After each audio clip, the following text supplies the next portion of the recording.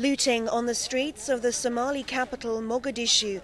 Chaos has broken out after Islamist forces have surrendered control of the city.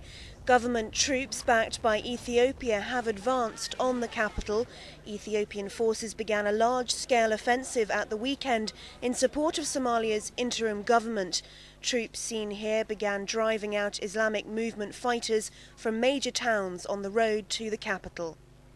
Several key buildings, including the former presidential palace in Mogadishu, have been captured. As residents take to the streets, sounds of gunfire echo across the city. The African Union has called for Ethiopia to leave Somalia. However, the United Nations Security Council has failed to agree on a statement calling for the withdrawal of all foreign forces.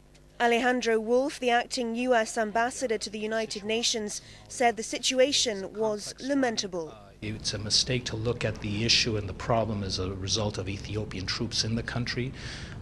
There are a number of issues that have to be addressed by the parties in Somalia, the transitional government and the Union of Islamic Courts.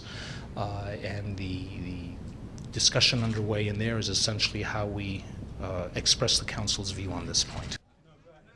And the UN Secretary-General Kofi Annan has appealed to the parties to return to the negotiating table. I would also appeal to neighboring countries to stay out of the crisis in Somalia and respect the sovereignty and territorial integrity of Somalia.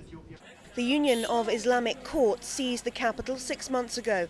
It has introduced law and order to the city and much of the south of the country for the first time in 16 years. But other countries accuse the UIC of links to Al-Qaeda, charges it denies.